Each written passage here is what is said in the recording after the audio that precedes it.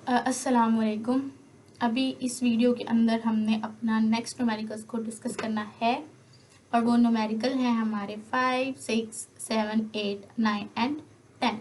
ठीक है, I hope आप इसको जो है वो बिल्कुल अच्छे तरीके से अपने नोट बुक पे नोट करते होंगे, इनकी प्रैक्टिस करते होंगे और आप बहुत अच्छे मार्क्स ले सकते हैं। ठीक है, और न्यूमेरिकल्स को बिल्कुल भी आपने फजूल नहीं समझना, ऐसा नहीं समझना कि कौन सा पेपर में आते हैं हमें करने की जरूरत नहीं है, ये आपने ज़रूर करने हैं। ठीक है, आपने इनकी प्रैक्टिस करनी है।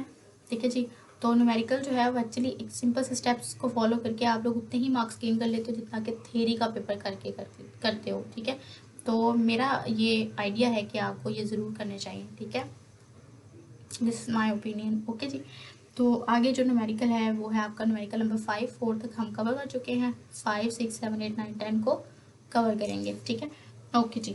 5 वाला न्यूमेरिकल में वो क्या पूछता है आपसे, सबसे पहले तो हम उसकी स्टेटमेंट देख लेते हैं कि हम उसकी रिक्वायरमेंट क्या है।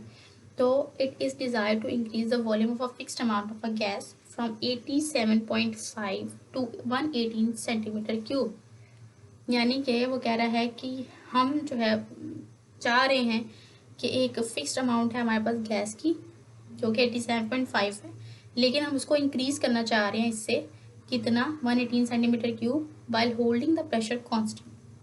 ठीक है, volume of fixed amount of a gas from 87.5 to 118 centimetre cube. हम लोग जो है उसका वॉल्यूम बढ़ाना चाह रहे हैं 87.5 से 118 सेंटीमीटर क्यूब तक, प्रेशर को कांस्टेंट रख के। ठीक है, what would be the final temperature, तो यानी कि T2 क्या होगा, जबकि इनिशियल टेम्परेचर यानी कि T1 जो है वो 23 डिग्री सेल्सियस है। ठीक है, उसके साथ में बता दिया इनिशियल कौन सा फाइनल कौन सा, तो जो इनिशियल होता है इस बात है वो T1 होता है। ठीक है, यानी कि वो T1 हो या V1 हो या P1 हो, वो जो इनिशियल जिसके साथ लग गया वो पहला वाला ही है। ठीक है, उसके बाद फाइनल वाला दूसरा वाला होता है। ठीक है, तो यहाँ भी उसने हमें जो वैल्यूज गिवन है दैट इज वॉल्यूम और टेम्परेचर। ठीक है, तो वॉल्यूम और टेम्परेचर हमें V is directly proportional to T कौन बताता है, दैट इज चार्ल्स लॉ। ठीक है, वो हमें बताता है वॉल्यूम और टेम्परेचर का डायरेक्ट रिलेशन होता है। ठीक है, तो यहाँ पे वो कह रहा है कि प्रेशर अगर हमने कांस्टेंट रखा हुआ है तो ये पूरी की पूरी चार्ल्स लॉ की स्टेटमेंट है बेसिकली। तो ये कह रहा है कि हम जो है वो वॉल्यूम को बढ़ाना चाह रहे हैं प्रेशर को कांस्टेंट रख के, तो बताएं वॉल्यूम कैसे बढ़ेगा। तो ये बात हम बड़े डिटेल से experimental verification and all that सारा डिस्कस करके आए हुए हैं। अगर आपने वो लेक्चर्स नहीं लिए तो प्लीज़ उनको जाकर देखें। ठीक है, अपने नोट्स रेडी करें तो you will be get benefit. ठीक है, ओके जी, तो हम अपना न्यूमेरिकल स्टार्ट कर लेते हैं। सबसे पहले तो हम गिवन डाटा लिखेंगे एज यूजुअल, जैसे कि हम हर न्यूमेरिकल में करते हैं। ठीक है, तो गिवन डाटा में हमें सबसे पहले जो इनिशियल वॉल्यूम गिवन है,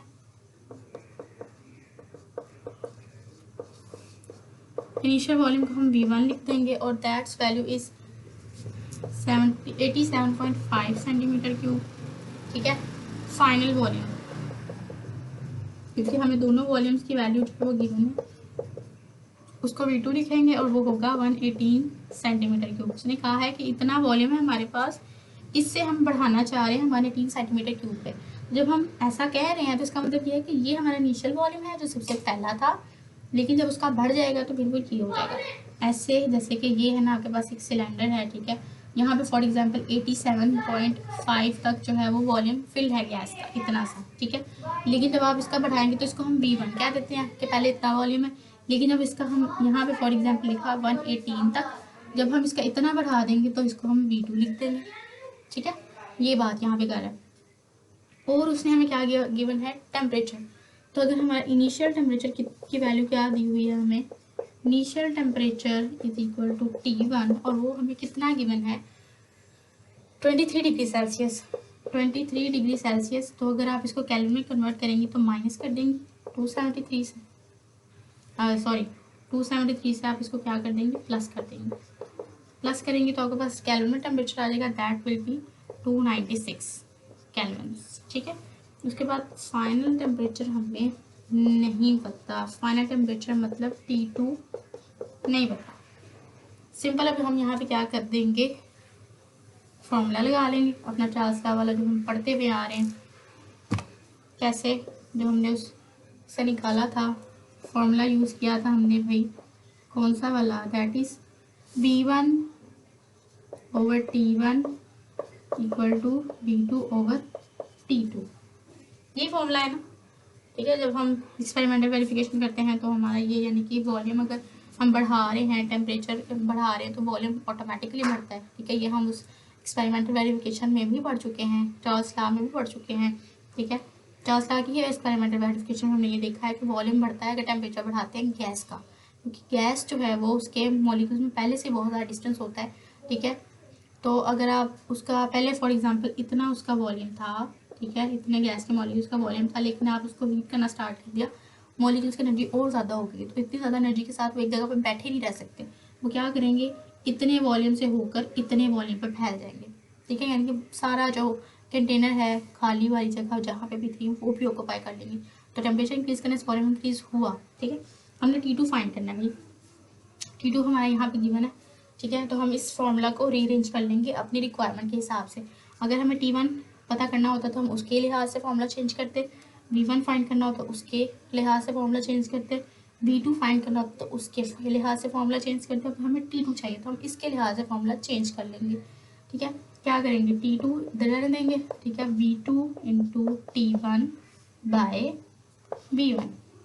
क्या किया उसने, T2 को इधर ले आया, यहाँ पे डिवाइड हो रहा था, यहाँ पे आकर मल्टीप्लाई हो गया, इक्वल टू, क्योंकि हमें 1/T2 की वैल्यू फाइंड नहीं करनी, हमें T2 की वैल्यू फाइंड करनी है।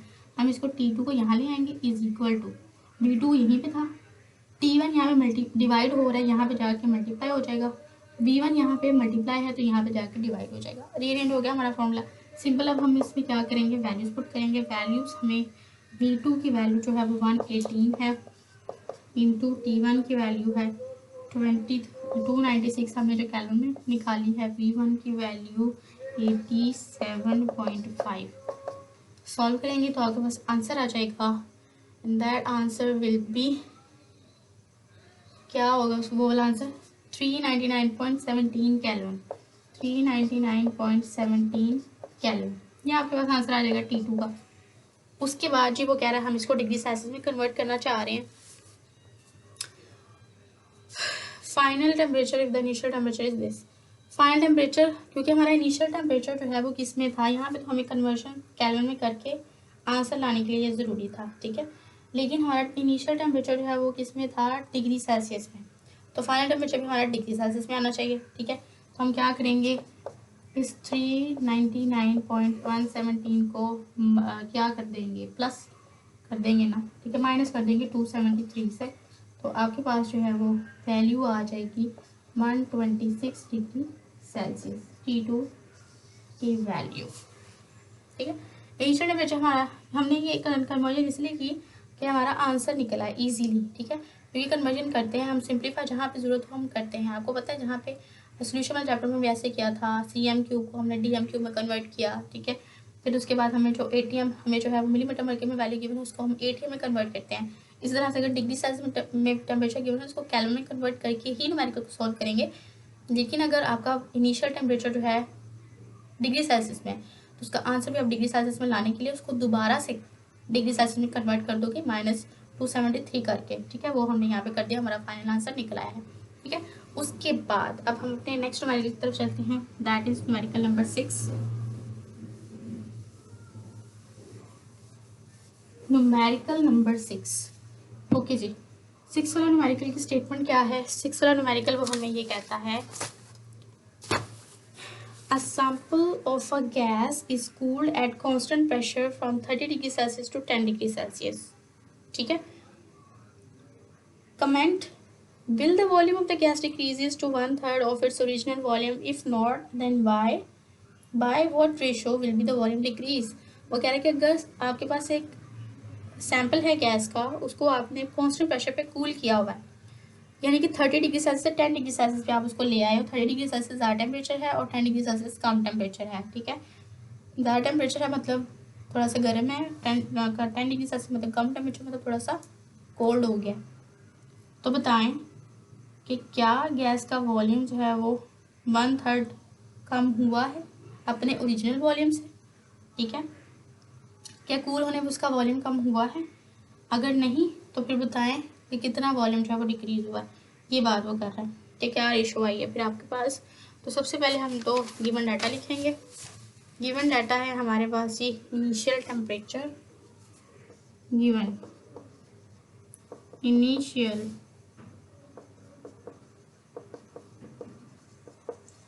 टेम्परेचर दैट इज T1, कितनी वैल्यू गिवन है 30 डिग्री सेल्सियस। इसको भी हम केल्विन में कन्वर्ट करेंगे, जाहिर सी बात है आपके पास 30 है, 30 को केल्विन में कन्वर्ट करेंगे प्लस 273 कर देंगे, ऐसे करेंगे ना, ठीक है। तो आपके पास आ जाएगा 303 केल्विन। फाइनल टेम्परेचर हमें गिवन है फाइनल टेम्परेचर यानी कि T2, और वो कितना है 110 degree Celsius, equal to 10 degree Celsius को केल्विन में कन्वर्ट करेंगे, सिंपल 10 प्लस 273 करेंगे तो आपके पास आ जाएगा क्या आएगा आपके पास 283 केल्विन, 283 केल्विन, 283 केल्विन आ जाएगा, ठीक है। उसके बाद हमें इनिशियल वॉल्यूम गिवन है, इनिशियल वॉल्यूम यानी कि V1, उसकी वैल्यू क्या गिवन है भाई, दैट इज कांस्टेंट, वो तो कांस्टेंट है, कांस्टेंट यानी कि 1 आप कांस्टेंट रख सकते हो। तो हमने फाइनल वॉल्यूम फाइंड करना है, ratio of the volume find करनी है। फाइंड हमने क्या करना है भाई, फाइनल वॉल्यूम और रेशियो ऑफ वॉल्यूम, ये हमें नहीं पता। ये वैल्यूज हमें गिवन थी टेम्परेचर की, हमने कन्वर्ट कर, जहाँ पर डिग्री सेल्सियस में गिवन है उसको केल्विन में कन्वर्ट कर लिया, ठीक है, कर लिया इनिशियल भी फाइनल भी। उसके बाद इनिशियल वॉल्यूम हमें पता है वो कांस्टेंट है, जाहिर सी बात है। उसके बाद फिर फाइनल वॉल्यूम और रेशियो ऑफ द वॉल्यूम हमें पता जो है वो करनी है, फाइंड करनी है। तो हम क्या करेंगे, सबसे पहले this is a A and this is a B part. सबसे पहले हम क्या करेंगे, ए एक तरफ जो है वो हम ए वाला पार्ट कर लेते हैं, ठीक है।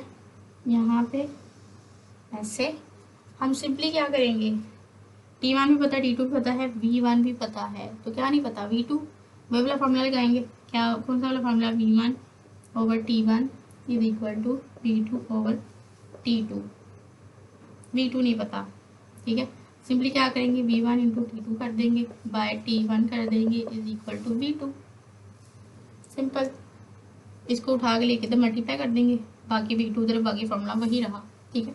सिंपली हमने क्या किया, अब इसकी वैल्यूज पुट कर देंगे। V1 की वैल्यू क्या है, वो कांस्टेंट है, इंटू T2 की वैल्यू क्या है 283 केल्विन बाय T1 की वैल्यू है 300 केल्विन, ठीक है। इस सारे को सॉल्व करने के बाद हमारे पास V2 की वैल्यू आ जाएगी और वो होगी दैट विल बी,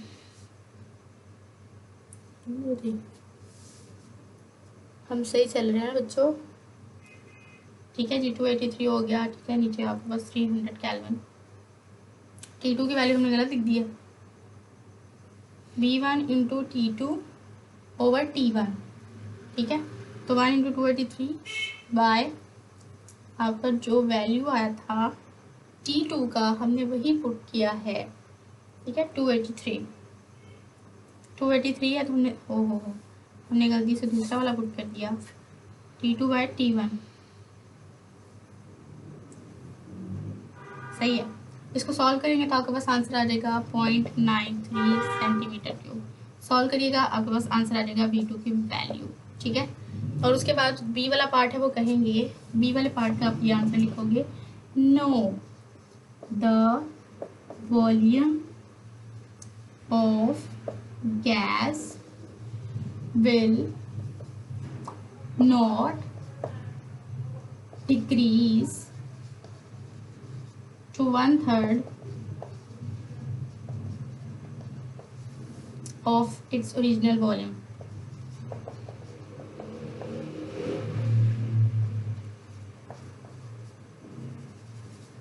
ठीक है जी, आई होप आपको जो है ये क्लियर हो गया है। The volume will be decrease by